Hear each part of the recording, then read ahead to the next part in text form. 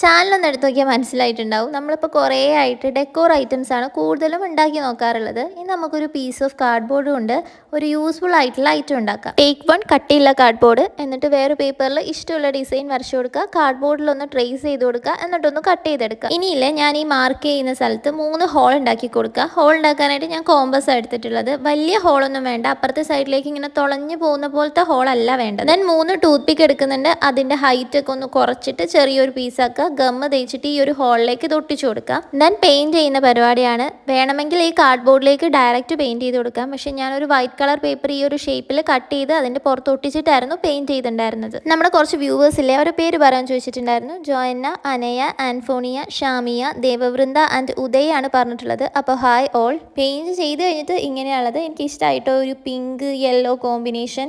അങ്ങനെ നമ്മൾ ഉണ്ടാക്കി വന്നിട്ടുള്ളത് ഒരു കീ ഹോൾഡറാണ്. കീ മാത്രമല്ല, ഇങ്ങനത്തെ ക്യൂട്ടായിട്ടുള്ള ചാംസ് ഒക്കെ തൂക്കിയിടാം കേട്ടോ. അപ്പോൾ ഇഷ്ടമായിട്ടുണ്ടെങ്കിൽ ലൈക്ക് ചെയ്യാൻ മറക്കണ്ട. ആൻഡ് സിമ്പിൾ അല്ലേ, ഒന്ന് ട്രൈ ചെയ്ത് നോക്കാനും മറക്കണ്ട.